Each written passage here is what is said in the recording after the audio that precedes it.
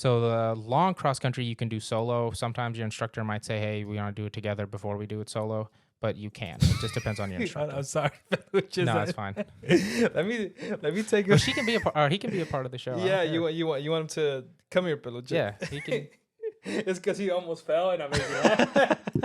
You want to be with us? How did he get past the gate? Did he just jump over? I don't know. That's what I'm wondering, bro. That's what I'm wondering. So, welcome, ladies and gentlemen. We have another special guest today that you weren't expecting. Yeah.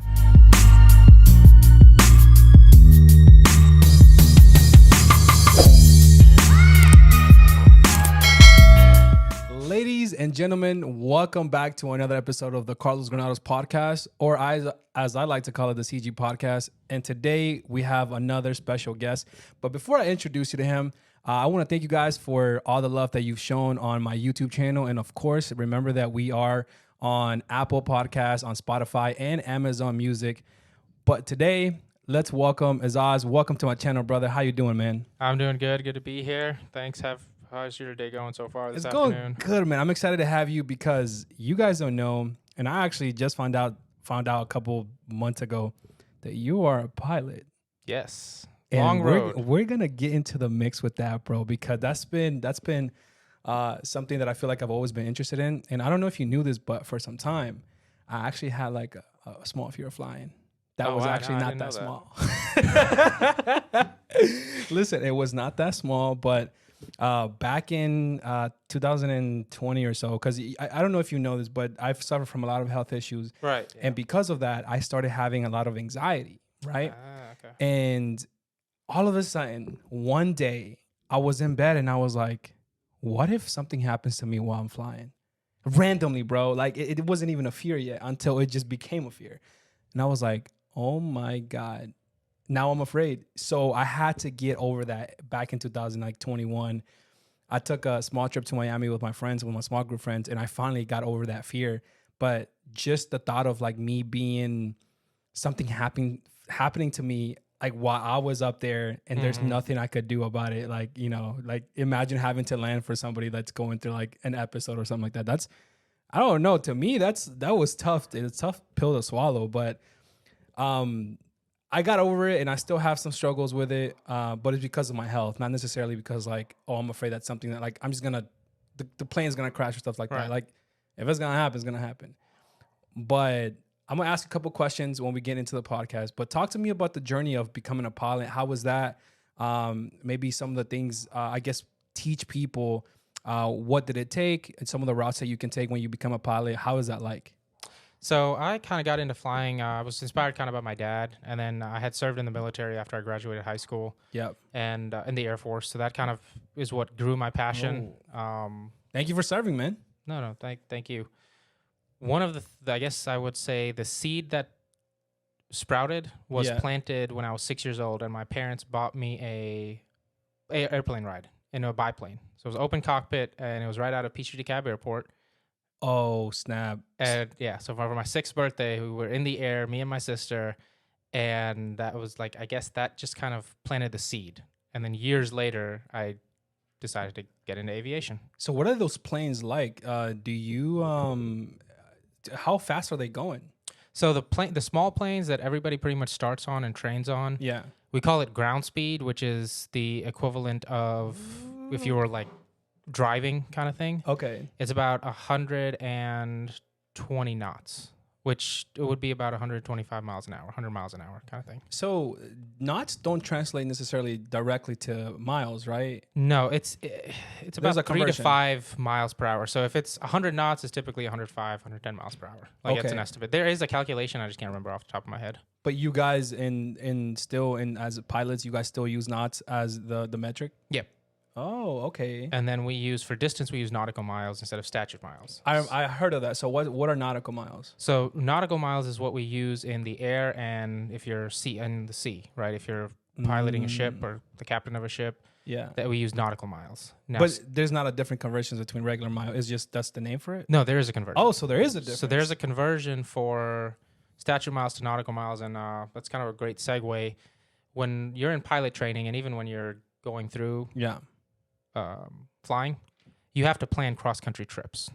So you have to write down, each checkpoint to make sure you don't get lost. Ooh. And they recommend doing that every 10 to have a checkpoint every 10 to 15 nautical miles. And then on top of that, you also have to estimate, okay, what is my ground speed going to be? Like, how fast am I going? So how long should it take for me to get to this checkpoint? And the whole idea behind that is you can measure how long it takes to get there, but say you're missing the checkpoint and too much time has passed. Like, okay, where's this checkpoint? I haven't seen it. That can give you an inclination. Okay, maybe you're lost. You need to figure out where you are before you continue, because in flying, just like in the sea, you could maybe be 2 degrees off your turn. Like, say you're going north, which is 0 degrees. Okay. But your plane is actually taking you 2 degrees to the right. You could be way off course. That's bad. That's so bad. So that's why it's important. That's why you do all those calculations. You know, people think there's a lot of math involved, but really it's basic addition, subtraction. So essentially, my dog's coming in, by the way. Don't worry about him. No, you're he's straight. all good. Paluche, hey, my boy. Hey, calm down. Wait, we can introduce him to the. Let's do that. Come here. And then I can get into how, like, that's the start of it, basically, of flying and stuff, and how to get into it. Podcast? Say hi. Say hi to the podcast, Paluche. Say hi. What's his name? Peluche. Well, Peluche. Milo, but I call him Peluche. Okay, Peluche. Because you know what Peluche means? Like a toy, like a bear, like a. Oh, you know okay. What I mean? No, I didn't know he's that. fluffy. Yeah, but say hi to the podcast. Hi, Carlos. Hi. All right. He's trying to see who I am. Yeah. He's trying to make sure. He's trying to protect me. He's. Yep. All right. Here you go, my boy. All right. But So, let's get into it. So let's get into it. I'll start right. So I'll start off with there's 4 different paths you can take to flying. Right, there's just the hobby flying, which it's super expensive, but if you want to just do it for a hobby, you do it for a hobby. Then there is the commercial route, which is flying for corporate. What that means is, you have a couple millionaires, you're flying them around in their corporate jets, or you're working for Zaxby's or Chick-fil-A, they have jets. Really? Yeah. What? Well, I figured that they're big companies, so they have jets. You can fly for them, or if you're a sports fan, the college teams, a lot of the Division I teams have jets, and you can be a pilot for them. Got you. So that's the other route. Then there's the airlines. Then there's the military, and last but not least, there is the flight instructor route. Oh, okay. So very few people go the flight instructor route just because it doesn't pay that well. But if that's a side gig and they're just kind of collecting money on the side and they're teaching, because there's a lot of liability too as a CFI, which the only way you can avoid the CFI route is if you're just doing it as a hobby. I figured wouldn't people do more of that, like after they retire or have some time flying, become an instructor? So not necessarily. No. Right now the drawing a blank here. The path. Okay. Pretty much every path requires you to get the CFI at some point.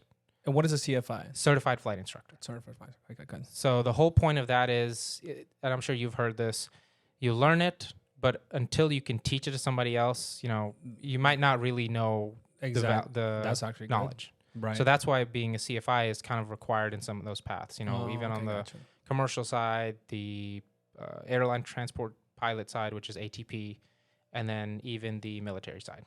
Okay, got you. So, and go ahead. Okay, so private pilot is where everybody starts. That's where I started. That's where my dad started. Every airline pilot you see, we all start with our private pilot, and we all start with, typically it's one of 2. Now there's a third airplane that they've brought into the fleet that is used for pilot training. It's either the Cessna 172, which is a single engine, it's just a single prop plane. There's the Piper Archer or the Piper Cherokee, and then there is the Diamonds. So those are more like gliders, which that's a different. There's powered and then there's gliding. So that's totally different. We won't get into gliding just yet. But gliding, you can actually get your glider license at 14. Oh. You can start training at 14 and solo, and then at 16 you can actually get your license. Isn't that like a younger age than even like driving? Yes, because you can't get your learner's permit till 15, I believe. I think so. Yeah, 15. Yeah. So that's crazy. Yeah, that's kind of wild. So you can fly alone by yourself at 14 years old in a glider, which means it's not powered, so there's no engine. So how do the gliders work? So I just know a little bit about the gliding, but the way the gliders work is there's a tow plane that gets you in the air. Uh-huh. So there's literally a tow winch, And then once you get in the air, you release the winch and you're gliding. And the way you glide is you catch the therms in the air. Okay. So in the summers, that's typically the best because you can catch the therms, and that's what kind of keeps you in the air. Similar to birds, right? Gotcha. When they're flapping their wings, they're generating the, quote, thrust or lift, but they can literally just glide. Yeah. So they don't have a power source to make them go faster because that's dangerous. There is no engine. Yeah. There's nothing. That's pretty cool. So interesting thing, though, all planes can glide. Like all fixed wing planes can glide. It's just the distance they can glide changes. Gotcha. Because you have the weight. Yeah. So, with a power... That makes sense, though. Right. You have that engine. Yeah. So for a private pilot, you could solo at 16, but you can't take your check ride, which is your final exam, to be able to fly by yourself until 17. 17 years old. 17 years old. Okay. And solo just means you can fly by yourself, and your instructor has signed you off to do landings and takeoffs, fly around your local airport, and then come back by yourself. Right. So that's a big moment for a lot of people. I was lucky enough to, when I soloed on my dad's birthday. So I was so happy for that. I was so grateful because. And you were able to pass. Yes. Got it. So and there's a lot of headaches and frustrations that are involved in pilot training. Mm-hmm. So we'll get that out of the way first before we start the other paths. But so the average solo is about 20 hours of flight time. Okay, so explain that then.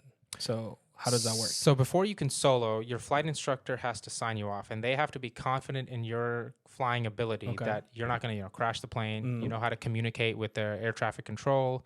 You know how to avoid other aircraft. Mm-hmm.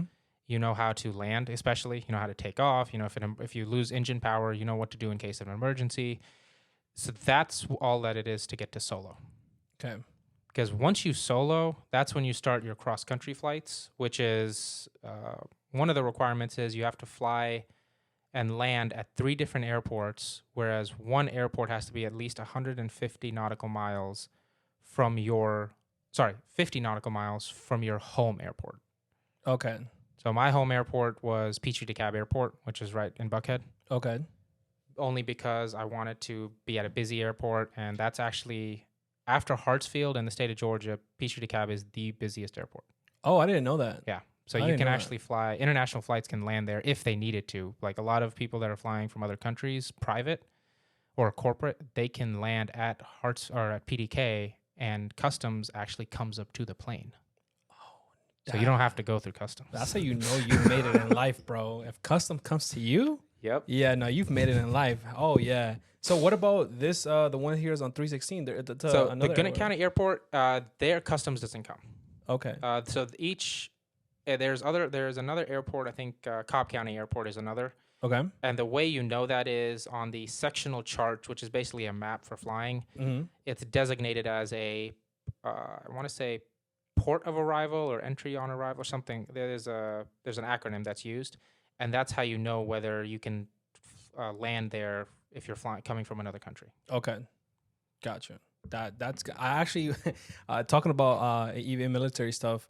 When I was in ROTC back in my first year in college, we ran. I don't know if it was the airstrip, but I don't know how long it was. But when we did our 2-mile run, our PT, dude, I was dying. It was like 6 a.m. in the morning. We're running down I don't remember what road it was, but we ran. If we went down and back, it was a mile, and then down and back another mile. So I completed the 2 miles, and that was one of the hardest PTs I ever had, man. I just want to put that out there because I remember going to that. I don't know, the strip or it's not an airport, runway or the runway, taxiway. Yeah, runway or taxiway, either or. Yeah. It was probably the taxiway. Probably taxiway, yeah. Taxiway. If it's an active airport, you probably weren't running on the runway. Yeah, no, that is probably the taxiway because, but it was really cool, I feel like something cool that you do with military people, and especially RTC. I feel like I had all those experiences and stuff. It was really, really, really neat. But keep going. My bad. Yeah, no, you're fine. You're fine. I know there's going to be a lot of you try to keep everything structured, but sometimes you got to be flexible. So I get it. Yeah. But I'll just run down the requirements real quick. So before you can get your private pilot license, you have to be 17. You have to pass a written exam, which is a knowledge exam about your ground knowledge and your basically your knowledge about flying. And typically, you don't get soloed until you've passed that written exam. Yeah, that makes sense. Yeah. That So, makes sense. I mean, there are some instructors that might. I personally wouldn't recommend it. I didn't get my solo until after I did the written. So the minimum passing is, I want to say it's either 70 or 75. Out of 100. Out of 100. Okay. So, but the thing is, the higher you score, the easier your check ride, which is the final exam before you get it becomes. Because they know you probably have a better Because they know you have the knowledge, so they're not going to probe you as much to be like, okay, you didn't know it, but do you know it now? Okay. But if you already knew it before, they assume that you already know it now. Got it. And they're still going to test you on it, but they might not be as hard on you. Right. Because like, all right, you studied it, you care enough to know about what you need to know. Right. But you have to pass the written exam. You have to be at least 17 years of age. Okay. You have to do a minimum 10 hours of night flying, and that's with an instructor. How late? It just has to be dark? It has to be dark. Okay. So for currency purposes or for testing purposes, it's 1 hour after sundown and 1 hour before sunset is considered night flight. Nighttime. Got it. So it has to be no daylight. Yeah, and that's for the purposes of counting it towards your private pilot requirements. So there is another term that's used, and I'm still, a lot of pilots still try to figure out what that term is. It's civil twilight. That's another term that's used to be able to count night flying. So the way you log night flying is a couple different ways. If you're logging it for currency, which means if you want to carry passengers at night, you have to have at least 3 landings and takeoffs to a full stop. What means is you have to stop on the runway and then circle back around on the taxiway to take off again. Okay. And that has to be done at least 3 times every 90 days. Okay. In order to be able to carry passengers. Okay. At night. And for those purposes, it has to be 1 hour after sundown, 1 hour before sunset. 1 hour after sundown, 1 hour before sunrise. So quick pause here. I got a civil question. I mean, a civilian question here, bro. So at night, when you fly at night, can you see anything? Like, if you're high enough above, like, I mean, what are you looking at? What's your sense of direction? Is it just the radar that you're using to fly at night, or what is that using to have a sense of direction? And then, of course, like, what's going on? I want to know, like, the process, like, what's happening. So you have your instruments. Okay. The standard is the 6-pack, but a lot of it now is going to digital. Are you talking about my abs? No. I was about to go ahead. I was kidding. But there's a 6-pack. So there is your VSI, which is your vertical speed indicator, which basically tells you how fast you're climbing or descending. Okay. So whether you're climbing 500 feet a minute or descending 500 feet per minute. I seen that. So that's one instrument. The other instrument is the attitude indicator, which tells you how, like, if you're nose up, nose down, or if you're to the left or to the right. So that tells you your orientation.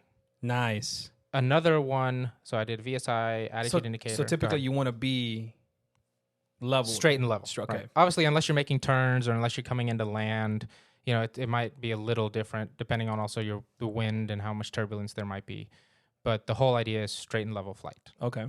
That was earlier when I was talking about flying north.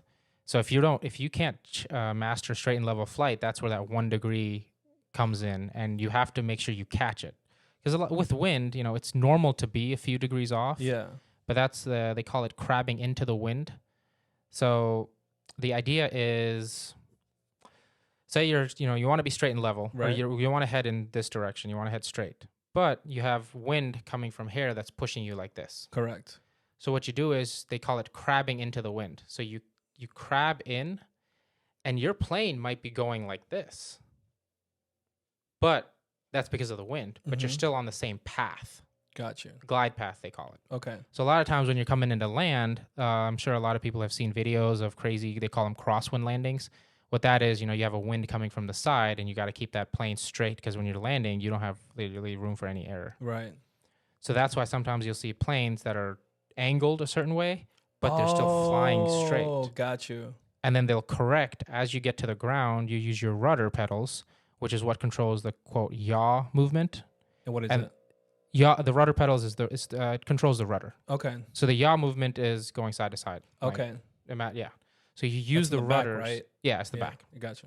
So you use the rudders to straighten up as you're coming into land, because as you get to the ground, obviously the wind effect, and you're slowing down, so the wind effect is less on the airplane. Oh man, see that's already questioning if I want to become a pilot. That sounds hard. But and I want to get to that as well. What you were saying about being scared about the medical, but we'll get to it. Oh so, I know you're about to make me feel better. So going back to the requirements, so you have to have we were night flight. You have to do a short cross country with your instructor, and then you also have to do a cross country night flight with your instructor. Okay. So the long cross country you can do solo. Sometimes your instructor might say, "Hey, we want to do it together before we do it solo," but you can. It just depends on your instructor. I'm sorry. No, it's fine. let me take. Well, she can be he can be a part of the show. Yeah, you want him to come here, Paluche. Yeah, he can. It's because he almost fell, and I made you laugh. You want to be with us? How did he get past the gate? Did he just jump over? I don't know. That's what I'm wondering, bro. That's what I'm wondering. So, welcome, ladies and gentlemen. We have another special guest today that you weren't expecting. Yeah. Go ahead, baby. Talk to me. But going back to the requirements. So you have to do a short cross country, long cross country, night flying, and then one of the requirements for you to solo is you have to do 3 landings and takeoffs to quote a full stop. So let me give you what a full stop is. Okay. So there is what's the term? Oh, so there's a term touch and go. So a lot of the pilots, to save money and just to save time, you can do a touch and go. And what that's called is literally, you're coming into land, your wheels touch down, and then you go full throttle, full power, and then you take off again and circle back around. So that's called a touch and go. Okay. As a solo pilot, you're not allowed to do touch and goes, just for safety reasons, right? You're not as experienced, because it increases the chance for things to go wrong. Yeah. So full stop is you're stopping on and then you're going to taxi off and go back and take off again. Okay. So that's the difference between a full stop and a touch and go. Right. And I didn't realize how much different vocabulary was. When I was in the middle of lessons talking to my friends, they're like proud of me, but they're looking at me like, we have no clue what you're talking about, but go ahead. Yeah, no, it sounds it's a different language. It's a lot of language. Like, I'm already like feeling a little overwhelmed, but I'm liking it because I like to learn. Yeah. You get me? But keep going. But yeah, so and then another requirement before you can get your check ride, and forgive me, I can't remember if you I think you need to have this before you solo as well, is a medical certificate. Oh. So there's 3 different classes of medicals. The most basic is the 3rd class medical. Sorry, there's 4. The most basic is basic med, which was introduced a few years ago to make it easier on pilots. So where you can go to your regular doctor and get signed off to fly versus having to go to what they call an AME, which is an aviation medical examiner. So someone authorized by the Federal Aviation Authority, the FAA, to say this person is medically fit to fly. Okay, so it's how often you have to get that? Like when you're becoming older or something, or is it like every 5 years, every year? So the 3rd class is every 5 years. 3rd class medical. 3rd class medical certificate is every 5 years. That's like the most basic. Okay. And that has to be done by an aviation medical examiner.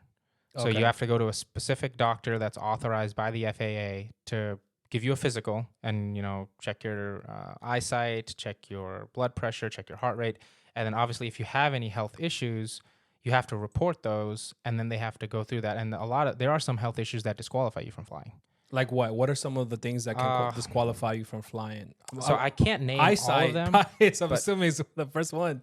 So it depends on how bad your eyesight is, right? If you have to wear glasses, then they make that a requirement that, okay, just kind of like driving, right? You have to wear glasses while you're flying. Okay. I know in the military, and I think even in the airlines, if you're colorblind, it makes it challenging. Gotcha. But on the basic side, I can't remember, because I was pretty blessed to where I didn't have to go through any of that. So you didn't experience that. I haven't experienced that, right? I have great eyesight, thankfully. I have great hearing. 20. I don't have any, mental health issues. I don't have any, I've had surgery, but that was for just stuff that happens as a kid. I was vacuuming my room one time, and I stepped on a sewing needle. So I had to have that surgically removed. Oh, But we can talk about injuries too. Oh, I got plenty Yeah. of them. I haven't talked about. Keep going, man. But yeah, so that to touch on your medical stuff, if the FAA doesn't see that you're medically fit to fly, they won't allow you up there to fly your own plane. Okay. So they're gonna go through your medical history. All right, okay. See, what's the likelihoods? I don't know if you do. You have any issues with seizures? No. So that would, I guess, be one disqualifying factor. Oh, so seizures will be. If you have ADD, you have to do further testing to make sure, okay, how bad is it? Can you stay focused in the airplane? If it's really bad, then that's disqualifying. But I have a couple of other pilots that he just did his check ride, but he has ADD. He had to go through, they called it cognitive testing. So basically, one of the things that they do is they give you a set of numbers, and you have to kind of memorize them. And they're like, all right, what was the number? Or name all the animals with the letter E. Let's start with the letter E. Things like that, just to test your cognitive functioning. Gotcha. Now, again, like I said, I was fortunate. I didn't have to go through any of that stuff. But the third class medical is every 5 years. Second class is typically what you need when you're flying corporate, so private jets. If you're flying private jets, it's typically a second class medical. Private jets. So, like I was saying, for Zaxby's, Chick-fil-A, or if you have a billionaire that hires you on, then you're flying his jet or her jet for them. Okay. So that's typically second class. Gotcha. And then first class is typically what airline pilots need, and that is done every year. Oh, I'm assuming because there's a lot more risk, more people that you have to worry about. And each class that you go up, the physical gets more in depth. For example, third class, it's like your regular physical when you go to the doctor. I mean, they might test actually not. I think I haven't had mine. Mine is not due for another couple of years, but it's pretty much your straightforward physical, unless you have medical history that needs to be further checked. Right. Second and first class, you have to get first class, you have to get an EKG. Oh, your heart. Yeah, you have to get an EKG. Depending on your medical history, you might have to do a stress test. Oh. So there's like a list of things. And again, I don't, right off the top of my head, I can't give you all that. Maybe, part 2, we do this. We'll do part 2. No. I'll get 100%. you more. I'll get you more information. But to focus on the private side, that's basically it. The costing, though, that's where it kind of gets pretty expensive. So that's what I was going to ask you. Get into how much is it to get a license for flying? Because I think that's something interesting that people can learn, and I want to learn too. Like, what was your experience like? I'm sure there's differences, but like with yours, what was it like, and what was that? How long did it take you?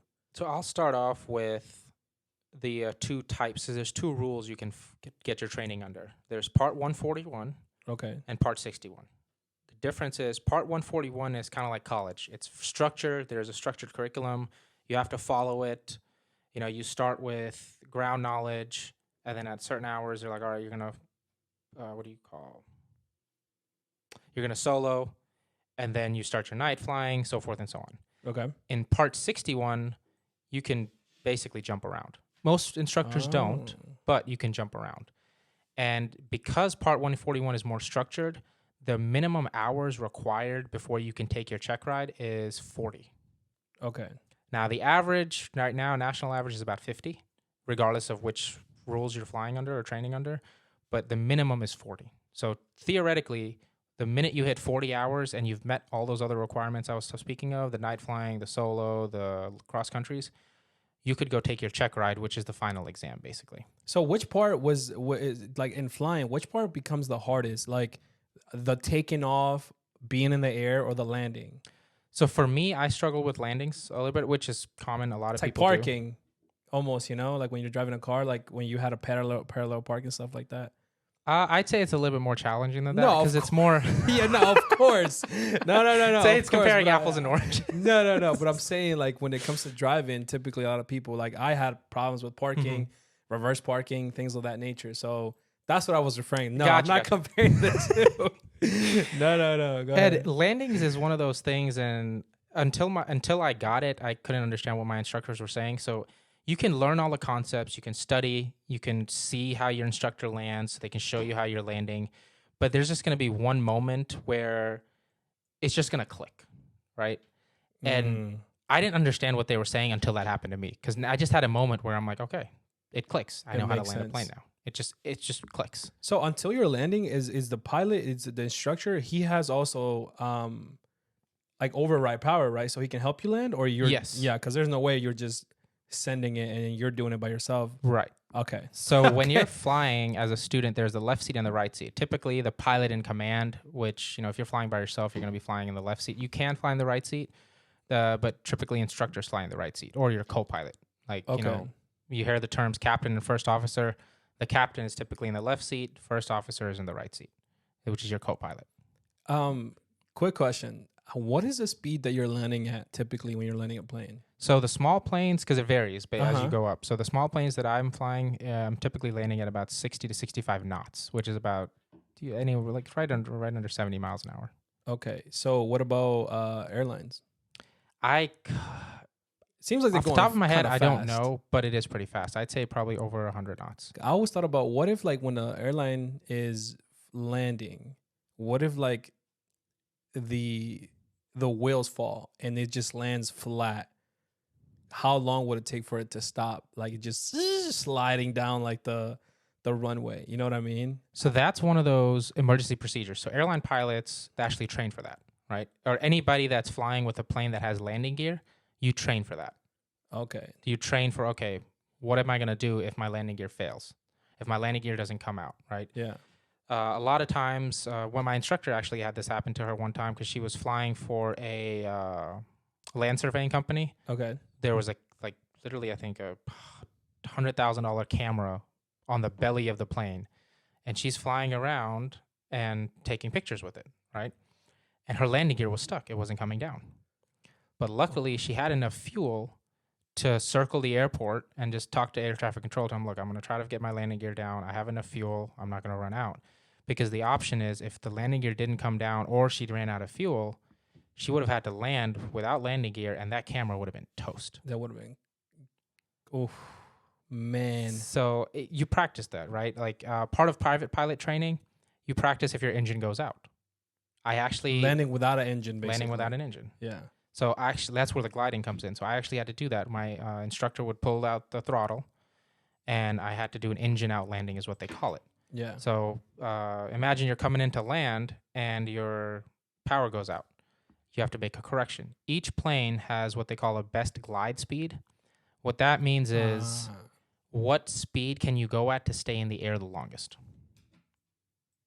And typically what you're looking for is that when if your engine goes out, that's what you're looking for. And planes typically like have, well, commercial planes have two engines. Typically, right? 2 engines. And the engines are in the wings. Yes. I didn't know that. You know that? I was like, that's kind of weird. I feel like, wouldn't that be more dangerous because they're in the wings? But I mean, obviously they know what they're doing.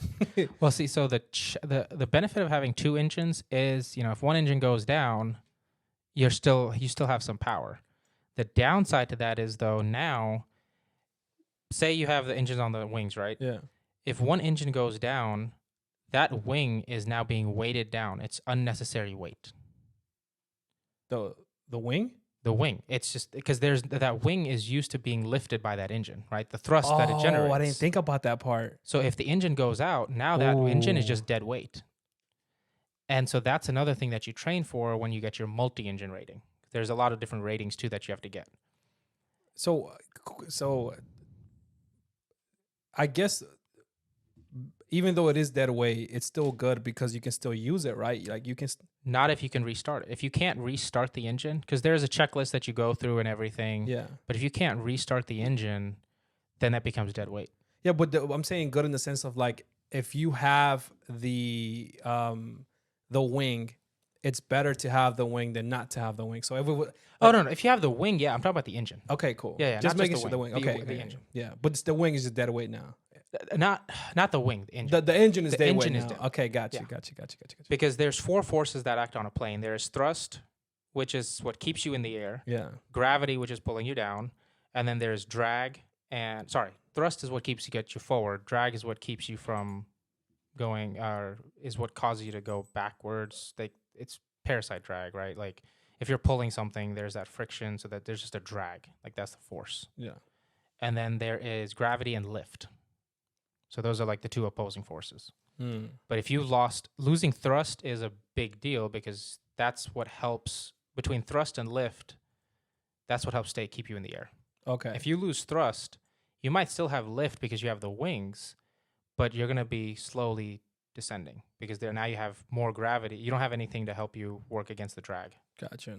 Oh, that's complicated terms right there. Now we're getting into the mix for sure. Yeah, I until I finished my check ride, I didn't realize how much of a nerd I became. To be honest, it sounds like definitely another language. Yeah.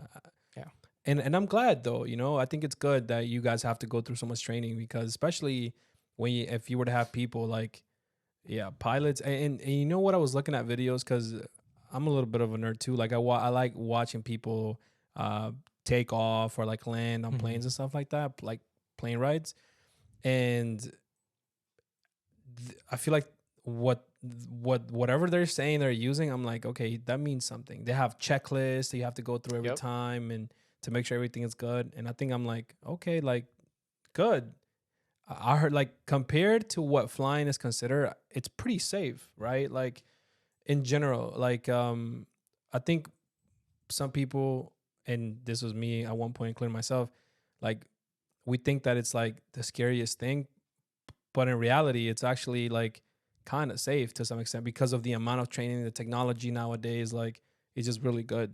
You know, you feel what I'm saying? I agree. So I actually feel safer in the air than I do on the ground. Let's just put it this way. When you're driving? When I'm driving. Damn. Yeah. Because, I mean, if you think about it, how many different accidents, how many stupid drivers do you see? Yeah, right? A lot. And how easy is it to get your driver's license? Very. Very easy. Yeah. You could be a total knucklehead and still get your driver's license. But to fly, say you are a knucklehead and you get your pilot license and you go through it. They have this saying, there are old pilots and there are bold pilots, but there is no such thing as an old, bold pilot. Because if you're bold, that means you're taking risks. That's going to, as a pilot, the more risks you take, that decreases your chance of having a successful flight. Right. And then another joke is you always want to have more landings than takeoffs. I respect that. You never want to have more takeoffs than landings. Right. So that's a joke. So that's why I actually feel safer in the air because, like you were saying, the checklist. You know, before I get in the plane, I do a full walk around. I check the wing, make sure there's no damage. I check the propeller, make sure it's not chipped. I check the oil. I check the tires if I'm landing. And then on top of that, I check the fuel, right? They have these sumps that you're required to check. What that does is the fuel contaminated? Yeah. Because if the fuel is contaminated, and in the small planes, it's kind of like it's a carburetor engine. Okay. So when the fuel is coming into the engine, if the fuel is contaminated, that's the loss of power. And if you're in the air, loss of power is the difference between life and death. Especially if it's on takeoff. Is that a battery just like a car too? Like the power? Okay. It's a battery. It's avgas is what's used. Aviation gas, which is 100 low lead, is the type of fuel that the small planes take. I don't know what that means, but you know how you have 89 octane, 90 octane, and it's unleaded. Yeah. So aviation gas is 100 octane low lead. So it does have lead. It does have lead. It's low lead. Is that for burning? I'm assuming. I don't know why. I just know that it's low lead. That's where I'm at with my training. Now, the further I go into my training, and that's a great segue. Yeah. There's additional ratings that you get, right? Private pilot, the initial private pilot requirement, like I was saying, it's 40 hours if you're part 141, but 45 if you're part 61. I did part 61. So you were going back. By the way, you never told me the price. We got to get into the. So that's what I was going to get at. So I did part 61. So it took me, if I were to combine when I first started logging flight hours to when I got it, I'd say about 3 years. But until I actually, put my head down and I was like, all right, I'm going to get this out. If I look at it that way, it took me about 6 months. So 6 months to complete from the beginning to end to get your license. Right. And now that was me doing it every day. Is this a lot of people don't have that. Sorry? Is this doing the check? Yes, this is the check ride. Okay. So a lot of people don't have that luxury. I was very privileged and blessed to have that. What I basically did was I rented a space right next to the airport, and luckily, I'm in real estate, so I made a lot of money during the C word. I don't want to say it. The C word. The C word. C word. And real estate was booming. And I also was doing a lot of business consulting, so I made a lot of money then, and that's basically what I used to fund my flight training. It cost me. Here we go. Around $30,000. Damn. Now, that includes renting the space that I was staying at near the airport. That's flying every single day. That includes the cost of the check ride. That includes the cost of the written exam because you have to pay for that. That also includes the cost of all the fuel, all the ground training that I had to do. And I'd say that even includes the cost of gas from driving from the place I rented to the airport and back. And eating, I'd say even includes my food and everything. So that's an all-inclusive cost. Everything. That's everything. Gotcha. Right? 6 months. If you look at it just the training part, if you're 100% focused and you like structure it out to where you're not jumping back and forth, because it requires a lot of focus. Right. Right. If you're taking breaks in between, it affects your retention. It's just like learning any new skill. Right. Right. If you're taking breaks in between, if you're not consistent, you might have to redo a lesson. Yeah. And if you have to redo a lesson, that costs more money because you're paying for the average instructor cost is about anywhere between $60 to $70 per flight hour. And the average maintenance cost and fuel cost, typically, you can typically find flight schools where they do a wet rate. And what that is, the rental for the plane and the fuel is all inclusive. And then there's the dry rate where you're just paying for the plane and you can pay for the fuel yourself. So I did a wet rate, and then I did with my instructor. That's funny, yeah. Yeah. So it was about each hour of flying, or each hour the engine was running, I was paying about $160. Now it's gone up since then, just with inflation, because even aviation fuel, it was $8 probably a gallon, to now about just closer to $9 to $10 a gallon. Yeah. And in the small planes, they average about, I just had a blank. They burn about 10 to 11 gallons per hour, sometimes 13 gallons per hour. Wow. And each plane most small planes can carry anywhere between 30 to 40 gallons, sometimes more. But that's another thing you have to take into account, the weight. So the fuel, each gallon of avgas weighs 6 pounds. Okay. And each plane has a maximum takeoff weight. So the heavier you are, the less fuel you can carry. Gotcha. So that's why, if you say if I ever take you up to fly, nothing personal, I'm going to have to ask how much you weigh because I'm going to have to know that for weight and balance purposes.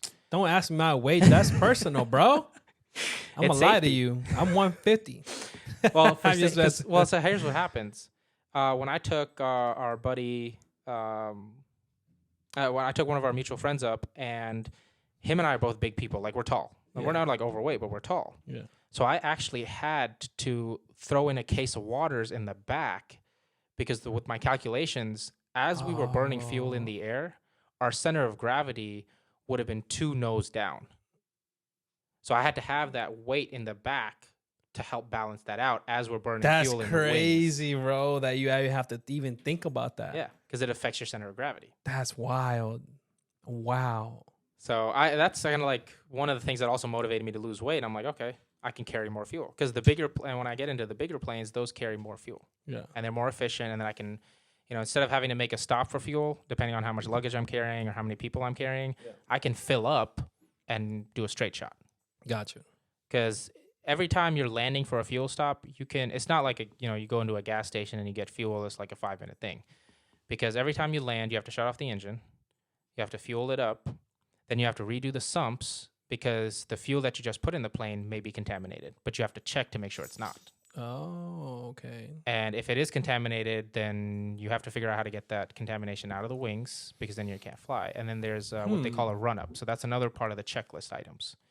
What you do is after you taxi to the runway, before you actually go onto the runway, most airports have what they call a run-up area. And what that checklist is, it's kind of imitating you being in the plane and on takeoff, you being in the air and on takeoff. So what you do is you hold the brakes down, you increase the throttle or the power just a little bit. Typically, it's a little over 2,000 RPM is what I do mine to test all the instruments, to test, they call them the magnetos. Magnetos is what keeps the engine running. Okay. And there's 2 mags because they're there for redundancies. Keep going. Yeah. So there was one time during my flight training, did the run up and one of my mags was failing. So we just had to taxi back because it was a safety issue. Oh, okay. So because that's a loss of performance. And like I said, in the air, a loss of performance, or I'd say a mag failing is probably, I wouldn't say exactly, but it's close to an engine misfire in a car.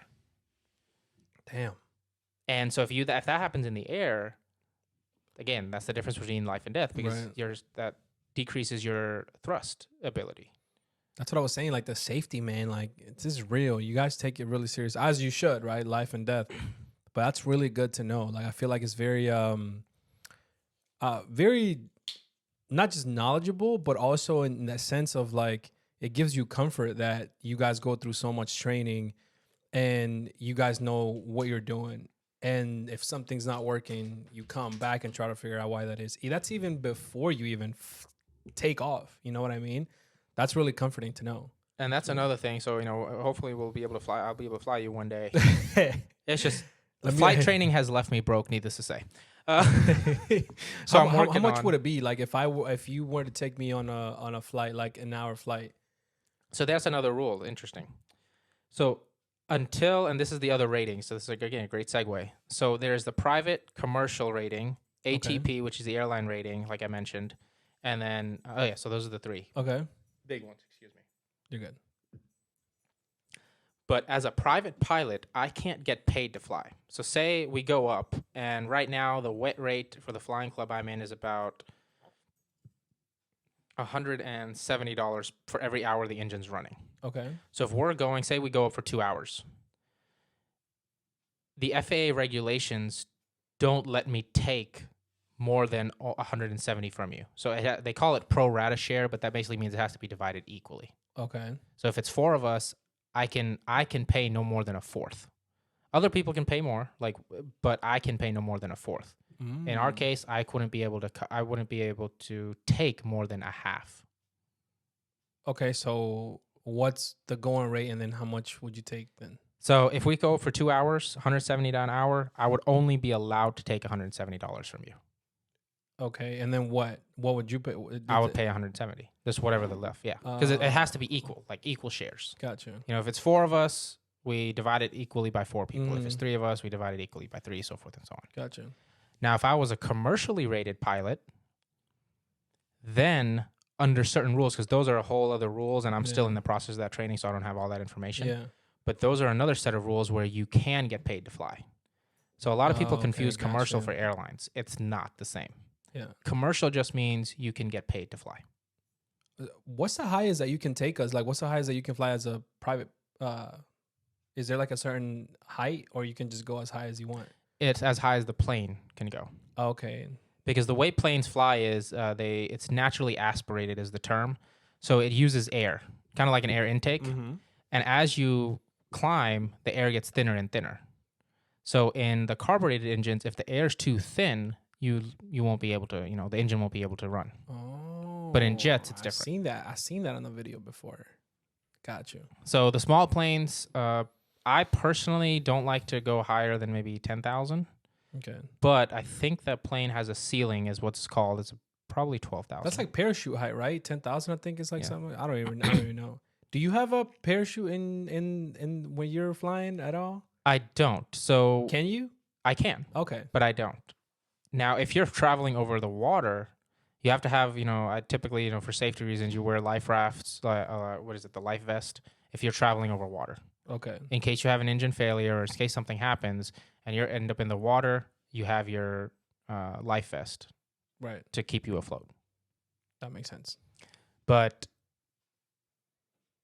what was your question? The parachute thing. Yeah.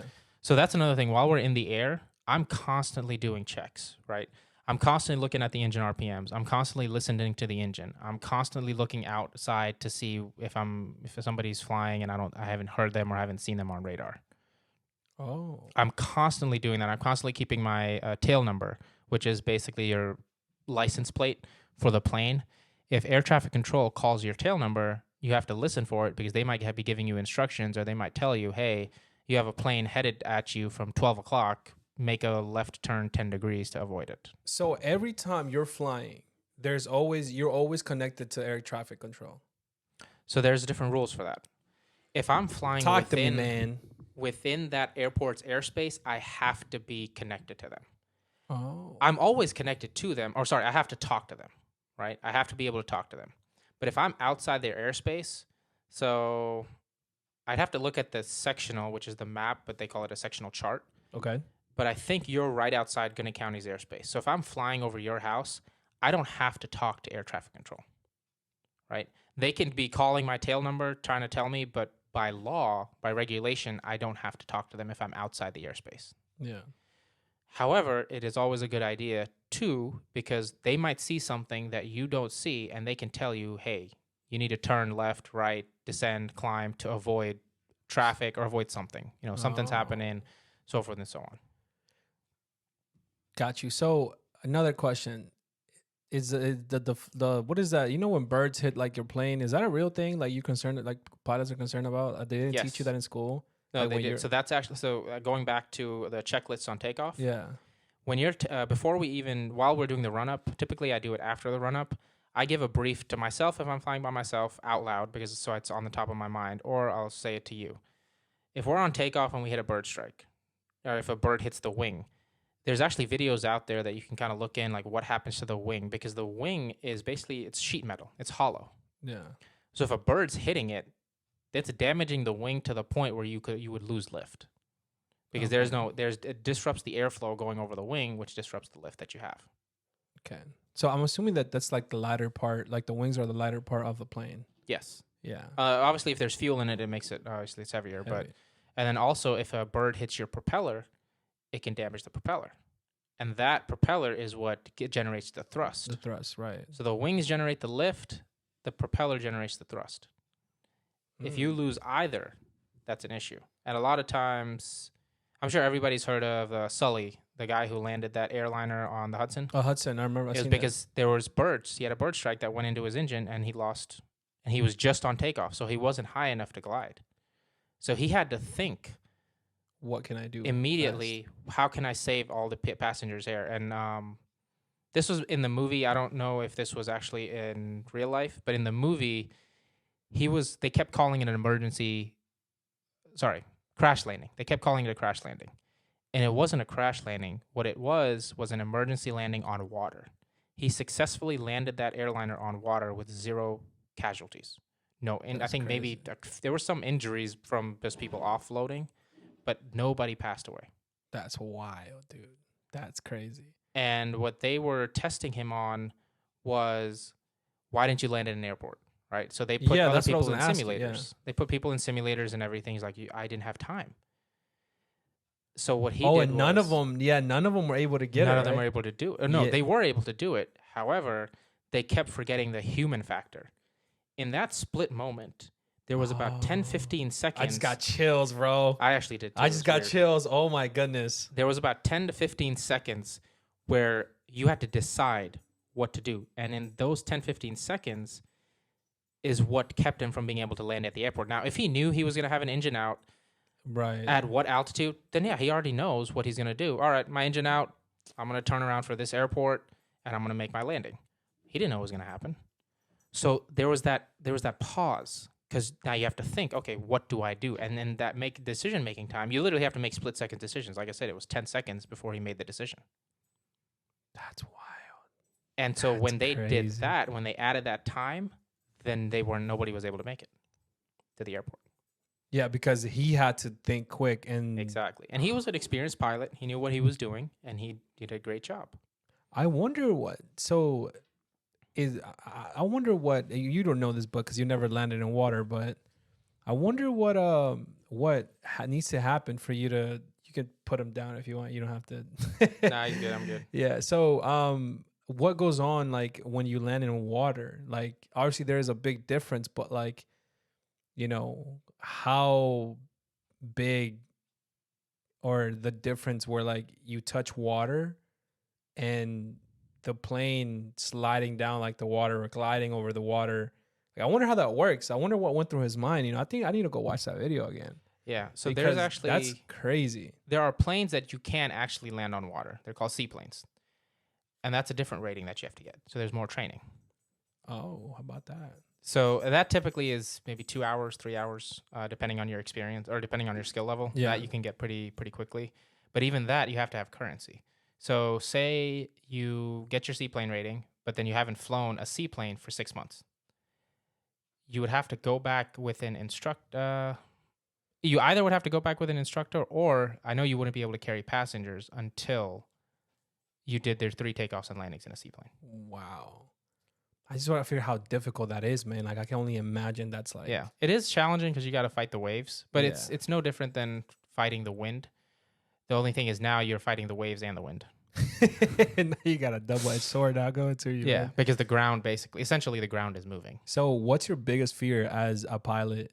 Like what's something that you've like, yeah, I would never want that to happen because it will make my life difficult. So honestly, I wouldn't want to say I have I'd say bird strike because there's really no way to practice for that. Gotcha. Right. A lot of other stuff you can practice for. You know, your engine going out, you can practice for. But if you lose a wing, there really isn't a way to practice for it. Yeah, that's tough. And that's one of the things I'm probably afraid of, just because, again, theoretically, you can study everything, you can read it, you can hear about what other people did in their situations. But until you personally go through that situation, it's a different experience. Yeah. So I'd say that's probably my biggest thing. Just, again, there's no way to practice, right? Yeah. You can practice engine out at takeoffs. Again, go with an instructor. You got to be safe, right? But you can practice that. You can practice engine out, meaning you lose your engine after you take off, but you still have enough altitude to circle around and land at the airport. You can practice those. That makes sense. So you got to know that too. Like, do I have enough altitude to turn around and land? To turn around, yeah. And that's where your glide speed comes in. That's where your calculation comes in. That's where the wind comes in, right? If you're on a really windy day, you may or may not be able to. Right. It just depends. So, but let me quickly get into the other ratings. So there's the private, which is just your initial rating. Mm-hmm. Then there's the instrument rating. What that means is you can fly in clouds. But and that's where you have to be in touch with air traffic control at all times. I was going to ask you that too, but now that you're running, go ahead. Yeah. This is cool. And you're basically flying on your instruments. That's why they call it instrument flight rules. Yeah, that's scary, man, because you can't see anything. Can't see anything. Oh my God, and you're just going 500, well, however fast you're going. Right. And that's when ATC, they call it angel in your ear. Because ATC can see everything on radar, right? And you can see stuff on radar too, but ATC is looking at the radar, their focus is the planes. You're looking at so many other things also. So theoretically, ATC has a couple less things to worry about than you do when you're in the plane. Because when you're flying in clouds, not only can you not see anything, depending on the weather, you also have to worry about icing. If icing develops on the wing, then you could lose lift because now there's something disrupting the airflow. Mm-hmm. You know, it's basically ice. Imagine, sleet. Right. But on a wing, and now you have loss of lift. Yeah. And it's cold up there. It can get pretty cold. Yeah. Especially if you're going in clouds, thunderstorms. So we definitely don't fly within thunderstorms. And it doesn't matter how big of a plane, how fancy the plane is. You can go around it. You plan around that. Yeah. The only planes that I know that have flown in thunderstorms are military planes, and they only do that to collect data. Oh, okay. Like they will drop, probes into the thunderstorm to get data from it to see how violent it is and so forth and so on. So this might sound very like a basic and maybe a dumb question, but what is like the biggest, like when if a plane were to fly through like a thunderstorm, I'm assuming the electricity is the biggest factor as to why you guys don't do it? It's more so the turbulence also. And it also would be the lightning, because if the lightning strike... Now, planes do have redundancies put in place, but if a lightning struck a wing, then, yeah, you're pretty much done. Yeah, or if a lightning GG's. struck the nose, Back to the lobby. Yeah. So it's very dangerous, just even the turbulence. Okay. Because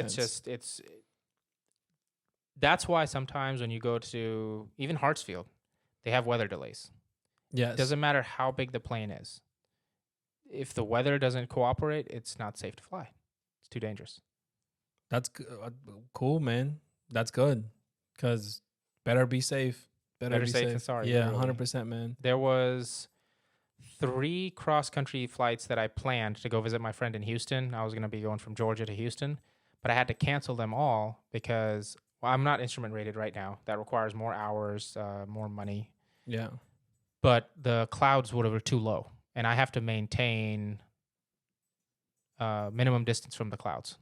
Right? I can't be so close to the clouds. I have to Yeah. maintain the distance. So the clouds would have been too low, and it wouldn't have been safe to fly. So I canceled it, and I had to do that 3 times. But that's the whole part of flying. People do say, it's kind of fun. Oh, the convenience, but it is the convenience. It's not necessarily cheaper to fly from here to Houston. It's more so the convenience, meaning you can fly whenever you want. You don't have to book an airline. You don't have to wait. You don't have to go through baggage claim. You don't have to go through TSA, none of that stuff. And then when you land, you don't have to land at the major airport. You can land at a smaller airport. For example, if I was out of town and coming to see you, right? Yeah. I would land at the airport off 316. I don't have to land at Hartsfield. So how do you tell that airport that you're landing there? Through air traffic control. How do you connect to them? There is the frequency. So and this is all published in booklets now because of technology. There's an app you can use, but it's all published on there, and it's constantly updated. So you know what frequency that air traffic control is on. So you adjust your frequency, and a lot of times when you're flying cross country, you can get what they call flight following, which is what I like to call, it's basically IFR for visual flight rule flyers, only because the ATC is then still with you, and they're constantly monitoring you. Good. And so I like to use flight following when it comes to cross-country trips. Because you never know. It literally, anything could happen. This is a good segue to the question I was going to ask. Okay. So what about the Bermuda Triangle? What do you think about that? You think that's Honestly, I haven't looked that much into it. Yeah, I think it's kind of sus, bro. It's kind of, Yeah.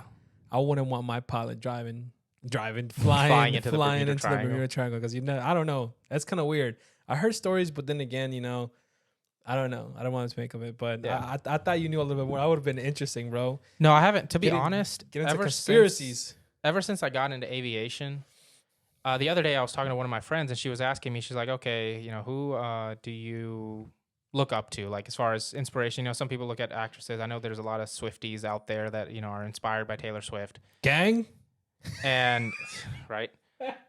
Oh no, the middle school that I teach at part time, they actually have a Swifties club, and it's maxed out. Like there's too many students in it.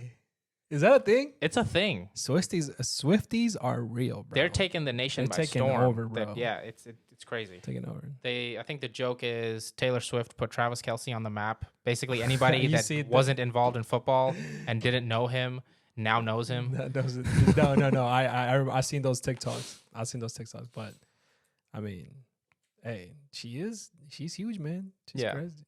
I forgot how did this go? Oh, no, we were talking about the part-time teaching. What was I talking about before then? We were talking about the Bermuda Triangle. We were talking about conspiracies, and then before that, yes, I've been so she was asking me, who I look up to and stuff, and like if I like any movies, actresses, or actors, like who I think are good actors.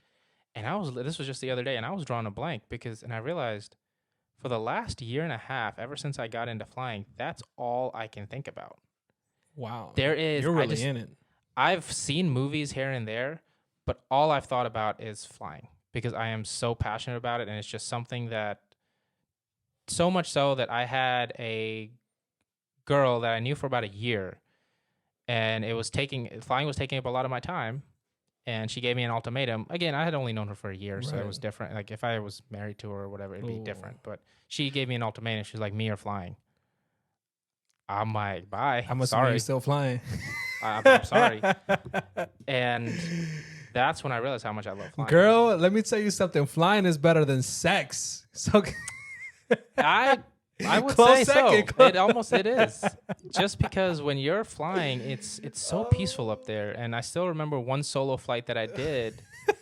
It was, I think, October. Not this year, obviously, but it was October, and I was flying over Lake Lanier. And the winds were so calm. Nobody was talking in the ATC because it was around like 3 o'clock. It was like the afternoon. Nobody was up there. It was super quiet. And I kid you not, I could have just fallen asleep. Like if I wanted to, obviously I didn't. Yeah, right. But it was so peaceful, just looking at the water from the air, no turbulence. The winds were super calm, and the sun hadn't set, but it was about to set. And damn, that's just, I can only imagine that. And I could see the Toccoa Mountains, see the horizon. It was so beautiful. More beautiful than the ex you have, I'm assuming. I mean, if she's watching this or she sees this, then yeah. It was just, it was so peaceful. And You let a good one go. Disappointed in you. I don't even know you. I'm disappointed. there's actually a acronym that airline pilots, like some airline pilots, they say, oh, we have AIDS, airline induced divorce syndrome. Damn. Because, I mean, if you think about That it, sounds no good. outside of the military, flying airline pilots is one of those jobs where you're away from home a lot, Yeah. right? Starting out, you don't have a consistent schedule, right? You don't have that seniority. Yeah. And there's all this money and time that's spent into it. And I know airline pilots that, you know, they have all the money. They have all the money in the world. They've been working for years. They're going to be retiring soon. But because they were away from home, you know, their wives couldn't handle it. And either they left or they were cheated on, or it was a whole bunch of stuff. So it's a joke, but I mean, it's like almost like military almost. It is. Yeah. It is. And that's one of the reasons flying is so strict. So it's and there's also another checklist, the I am safe checklist, when you go before you fly, right? You want to, if you have any illness, if you have any if you've been on any medication that can potentially affect you when you're in the air, alcohol, if you're going through any stress or emotions. That's what I was gonna say. Even what about emotions? Like you don't have no thoughts of like suicide or something, because then you take everybody with you. So that's the thing. Like there's a checklist that, you know, it's a mental checklist that we have to go through because. Right. And the thing about medication and illness, a sinus infection, a small sinus infection or a small cold on the ground is not a big deal. But when you're in the air, you're getting higher and higher. The atmospheric pressure is changing. So a small cold could turn into something major. And as you know, if you're a passenger and you choose to do that, sure. If you want to do that, that's your business. But if you're the pilot in command and you're going up there with a cold, that's not a smart move. That's not even as something as small as a sinus infection. That's crazy, man. Right, like congestion, minor congestion can multiply. You know that, you know how you hear your ears pop? Yep. So imagine that, but you know, you're sick. That sucks. So that's why there is a lot of checks in place to keep flying safe. Yeah. Right? There's so much regulation. But of course, you're going to have some, you know, state crazy people that don't follow those regulations, and then that's where accidents happen. Yeah. And even those accidents, they're investigated like keep drawing a blank. Thoroughly, there you go, that's the word. They're investigated extremely thoroughly, right? And what happens is if you got in an accident or a flight accident shortly after your check ride, as a CFI, which brings me to the CFI route, the CFI gets questioned. Oh, dang. The DPE, the designated pilot examiner, gets questioned because you were the one that did the training. The CFI did the training. The designated pilot examiner is someone that's authorized by the FAA to give exams. They signed you off. So what was the cause of this accident, right?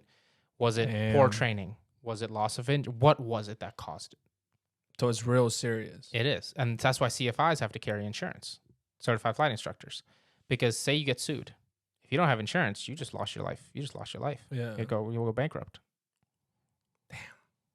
See, that's crazy, bro. That's a whole different ballgame. It's very serious. And to this day, I speak to some CFIs. They say when they sign someone off to solo, it's still the most nerve-wracking because you're basically signing them off to fly the plane by themselves. Yeah. And if something happens, it comes back to you. Well, not that it comes back to you. Just imagine you're training me. You're teaching me something. And you're saying, for surgery, for example, you've taught me and you said, now I can perform a surgery all by myself. And then that patient dies. Forget the financial hit. Yeah. That death is on you. Yeah. Because, I mean, it's not on you, but you're going to take that death. But you were a part of it. Yeah. Yeah, you're a part of it. And you're going to feel that blame. Like, oh my God, where did I mess up? Right. Where did I go wrong? Where did you go wrong? So that's the emotional aspect of being a CFI. And one thing that I don't really like, and a lot of certified flight instructors will agree with me, is remember I was telling you that I was paying anywhere between $60 to $70 per flight hour for the flight instruction? Okay. Of that, the flight instructors, because they were working for a flight school, maybe got 30, 40, if that. Oh, that sucks. But the reason a lot of people do that is before you can go to the airlines, you have to have a minimum 1,500 hours before the airlines will even touch you. Damn. So being a certified flight instructor is a route that you can take to build hours at no cost. and still get paid something. Oh, that makes sense though. Because when you're teaching somebody, the student is paying for the plane and the fuel and basically the flight, right? But you're getting paid for your instruction time. And as an instructor, you can also log hours with them. What they call is dual given. That's the term that's used in the logbook. Now that I think about that, that itself is kind of... And that's how flight instructors build time if they don't have a lot of money. Now, there have flight schools. There's one in particular that they have a expedited program where you can go from 0 hours to airlines within a year. But it's very rigorous. You have to get accepted. You have to stay on top of your stuff because you could get kicked out at any point. And they do offer financing now, but before they didn't. So if you go from zero at this particular company, if you go from zero to airlines, I think it's about a little over $100,000. They're saying they can get you zero to airlines in $100,000.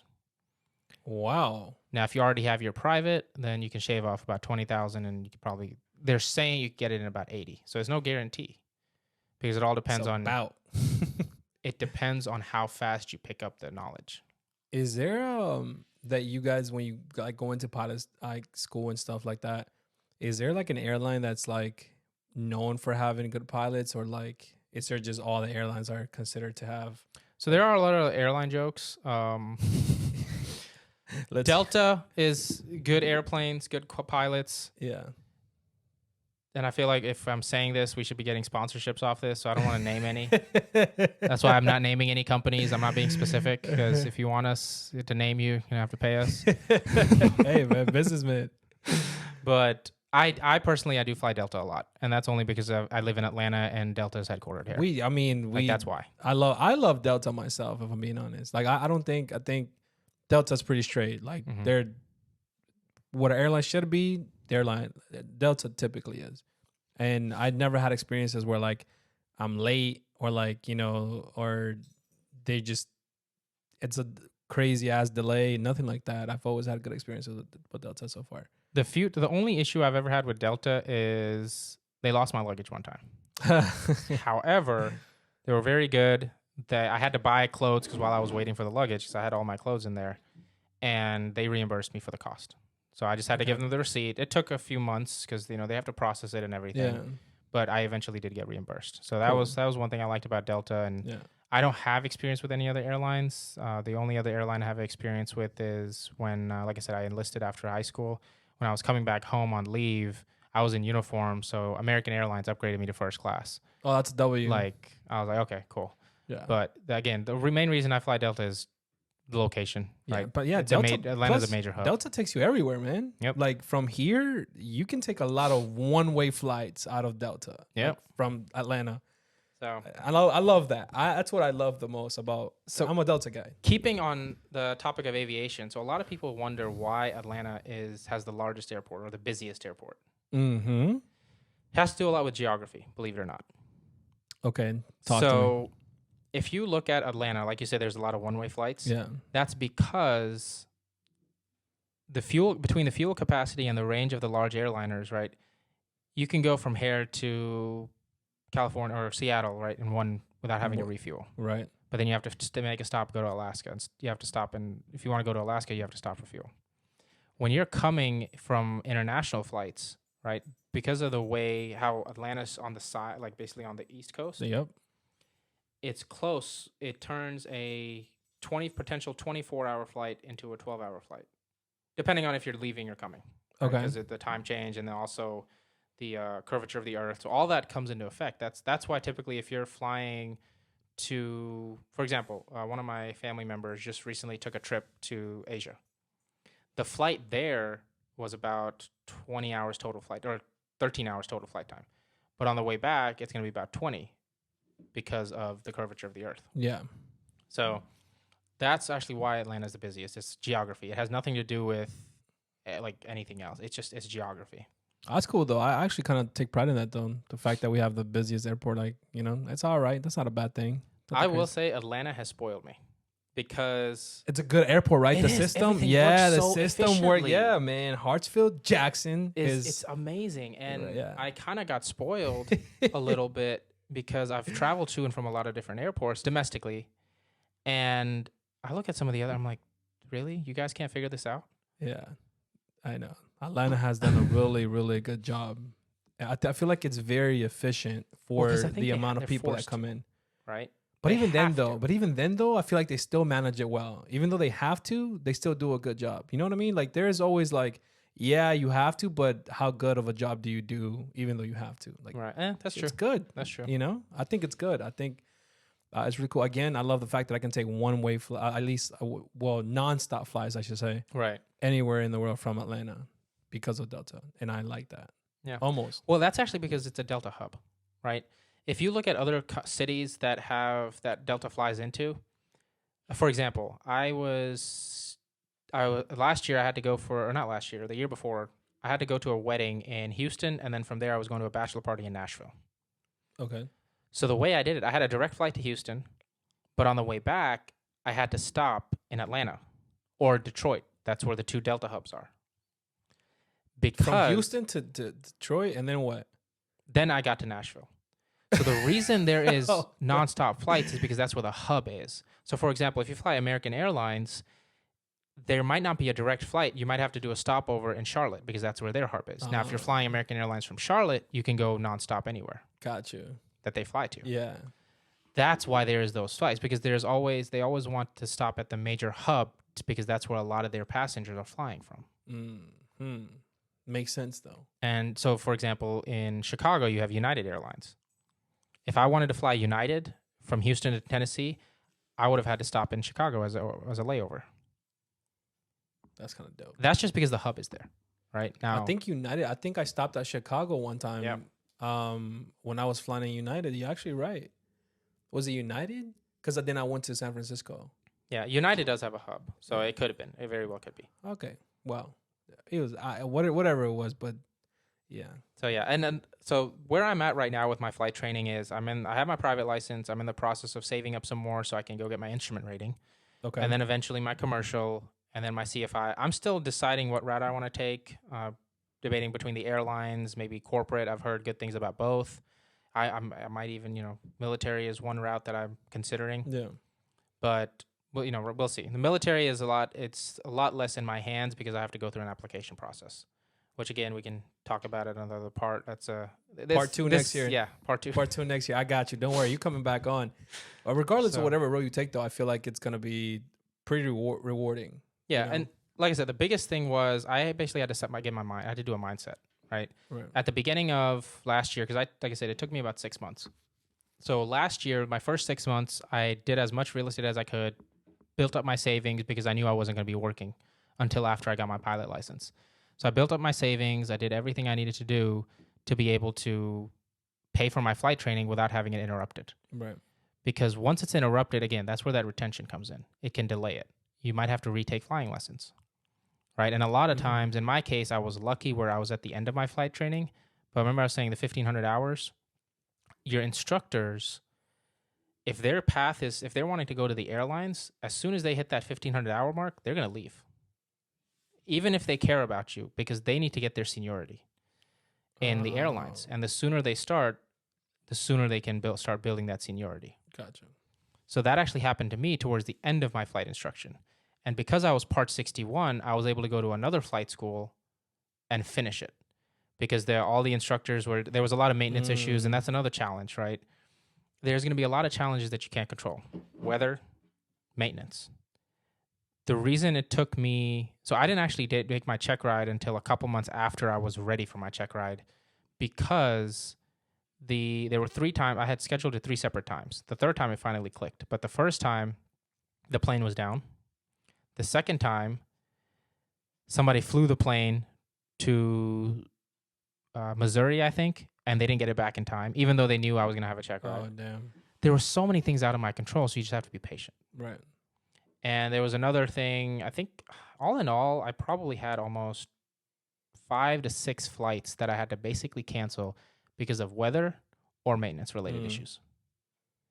So again, and that's... The beautiful part about that is, obviously, if the plane doesn't work, you don't have to pay for it, right? When I had to come back and I couldn't fly because of the MAG issue, like loss of performance, I didn't have to pay for that because I didn't fly. Yeah. Right? So that was, it's a good thing that you don't have to pay for it, but it still interrupts it. So kind of staying motivated, staying dedicated, it can get hard. It has to be a passion. Exactly. Yeah, it has to be a really good passion, because if you're passionate, it doesn't matter what happens. You're still going to have that motivation, or at least keep it. Right. And that's where my personal trainer, who was helping me with losing the weight, he told me there's a difference between motivation and commitment. Right. Your motivation is going to go up and down, but it's your commitment is what determines whether you're going to be successful or fail. The D word, discipline. Discipline. Discipline. Yep. Yeah. Dude, and man.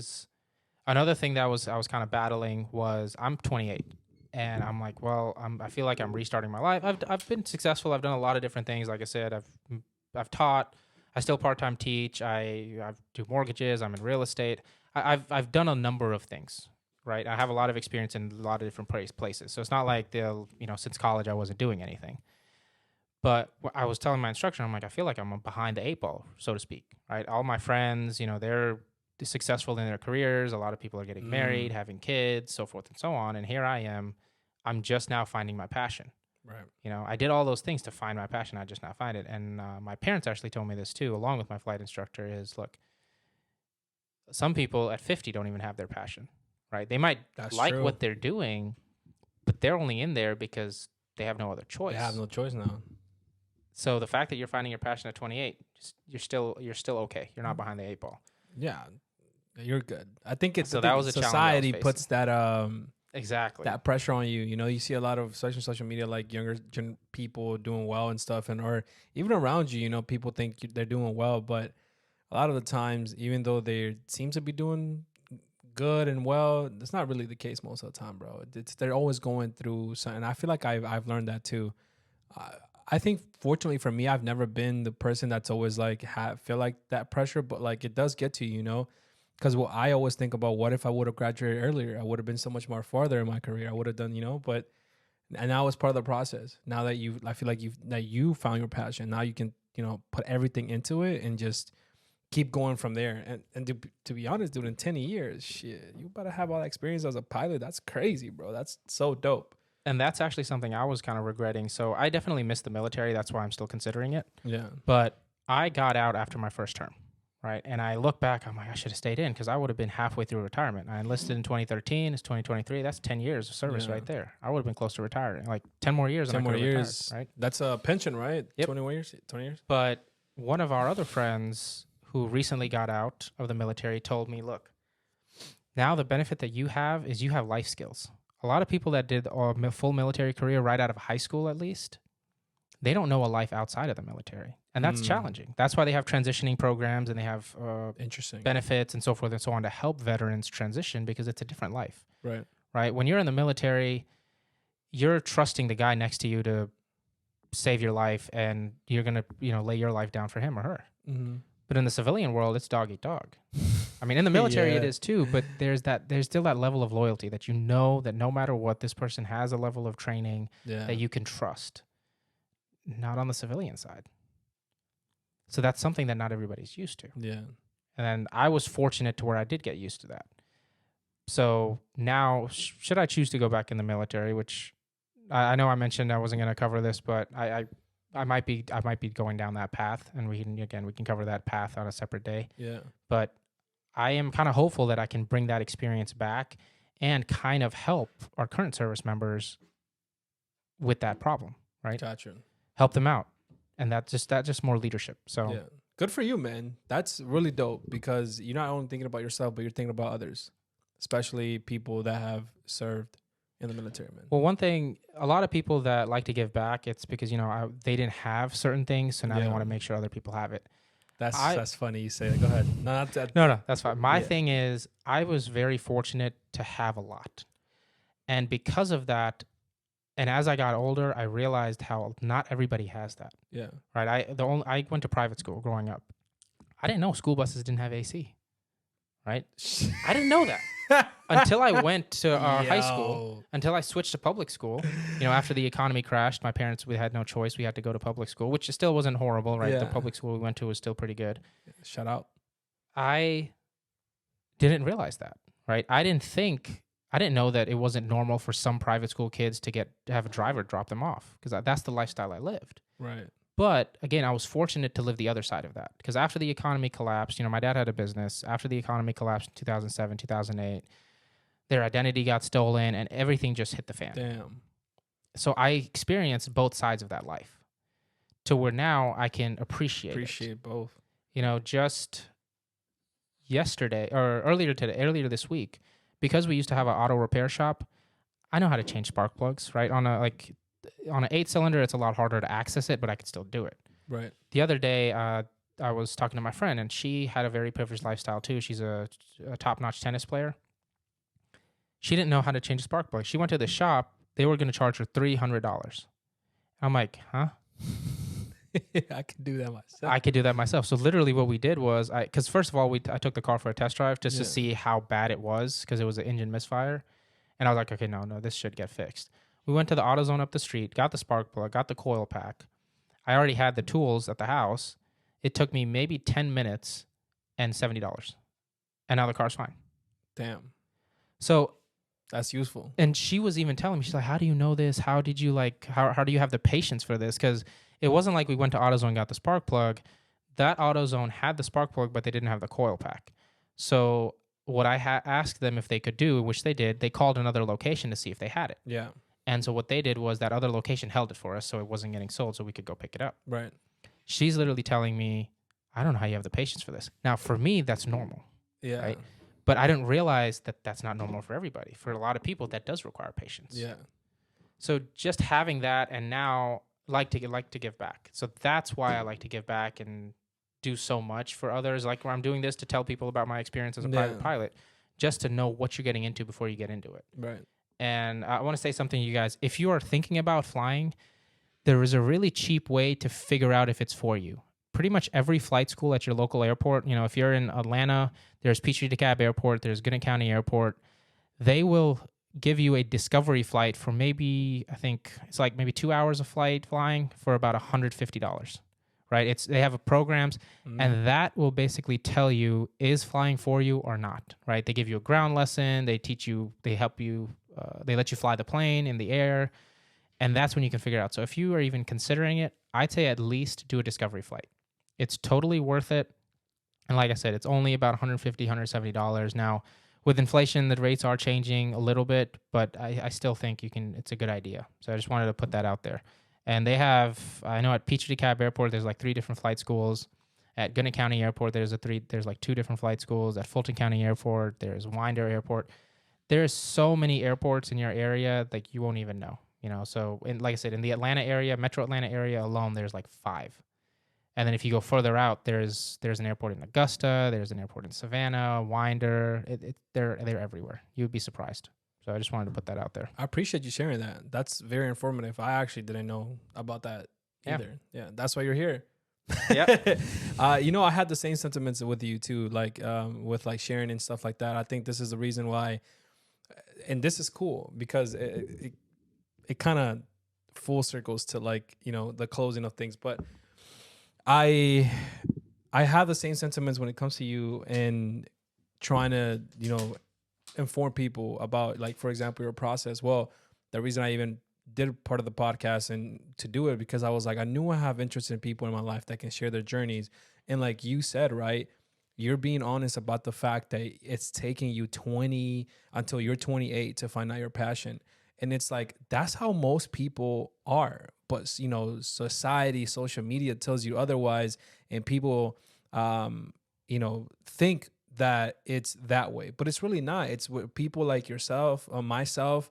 We took different routes either to find out what we wanted to do, when we wanted to do it, why, where is our passion, what do we like, what we don't like. And that's part of life.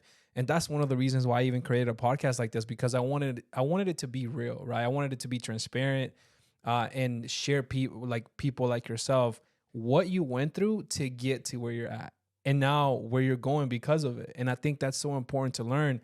It's what we call keeping it in a buck, keeping it in a stack of pancakes, just keeping it 100 with the journey that you've been through. And I've I actually appreciate never heard that that stack of pancakes reference. I got a whole bunch of references, bro. You don't even know. Yeah, I make a little bit of everything out of here. So, is there anything that you would like to share for anybody? Closing thoughts, anything?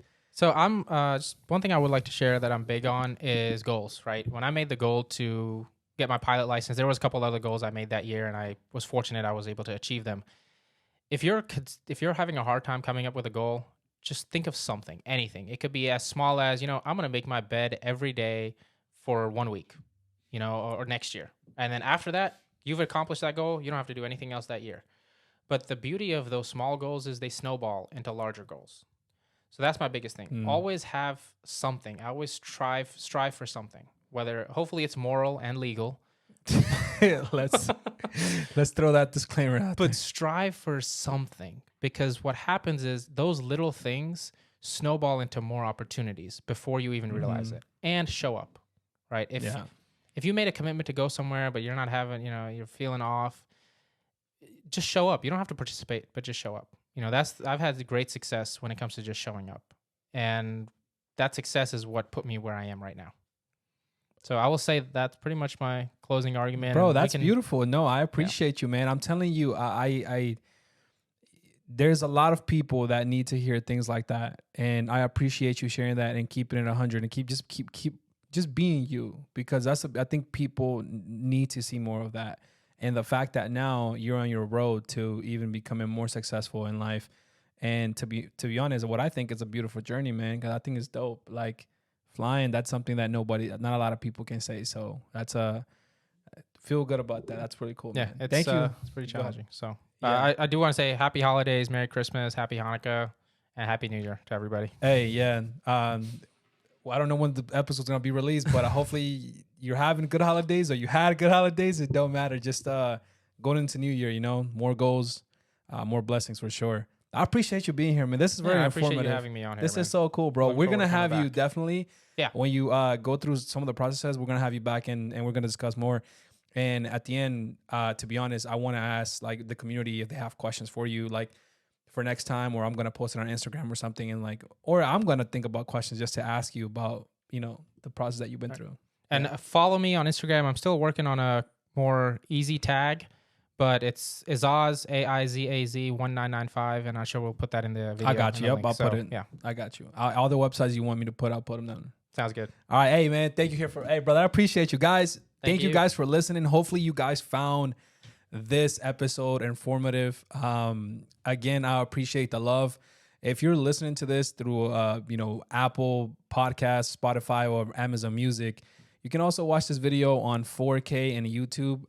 Carlos Granados podcast, or Carlos Granados is my YouTube name. So thank you guys for the love. I appreciate it, man. Homie, thank you for being here. I really appreciate you being informative, bro. Of course, man. Thank you, brother. Hey, you guys have a blessed one. See you guys in the next one.